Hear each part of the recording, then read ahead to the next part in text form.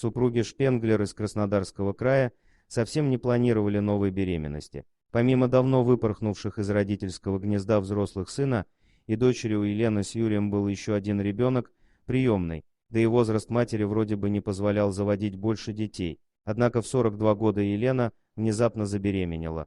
Посовещавшись с мужем, она решила оставить ребенка.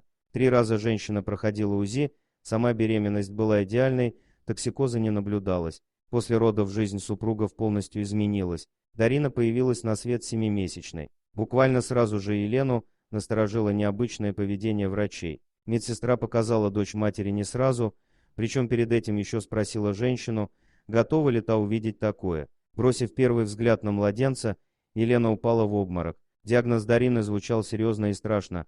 Акрофациальный дизостоз Нагера. У девочки нет ни губ, ни подбородка. Вместо рта у нее одна большая расщелина.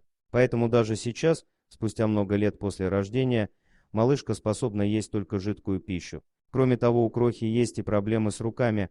Полноценно работают только по 2 пальца на каждой кисти. Жуткое испытание лишь сплотило Елену и Юрия. Супруги сразу решили, что не оставят дочь и все сделают ради нее. А вот родственники семьи приняли их действия в штыки. Родители Дарины поддержали лишь собственные взрослые дети и сестра Елены. Остальные родичи дружно ополчились на несчастную пару. Из родного поселка супругам Шпенглер пришлось переселиться в Москву. Жить в атмосфере ненависти Елена с Юрием не могли. Однако куда более важной причиной стало то, что в столице были врачи, способные помочь Дарине. Теперь каждые 2 года девочка будет проходить операцию. К счастью, благотворительные фонды и доброхоты тоже пришли ей на помощь. Из-за пугающей внешности маленькую девочку не приняли в детский сад. Разумеется, с ней индивидуально занимаются воспитательницы, но общение с другими малышами это все равно заменяет слабо. Сама же Дарина растет живым и компанейским ребенком. Она любит петь, играть с конструктором и также часто вертится перед зеркалом,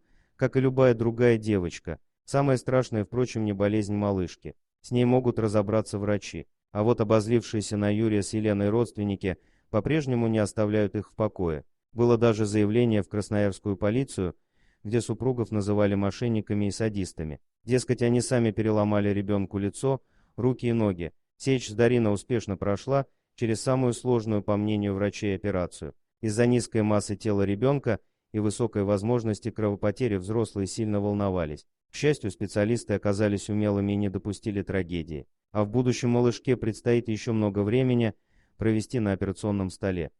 Спасибо за просмотр, подписывайтесь на канал, где вы найдете еще много интересного, а также ставьте лайки и пишите комментарии, что думаете по поводу этой истории.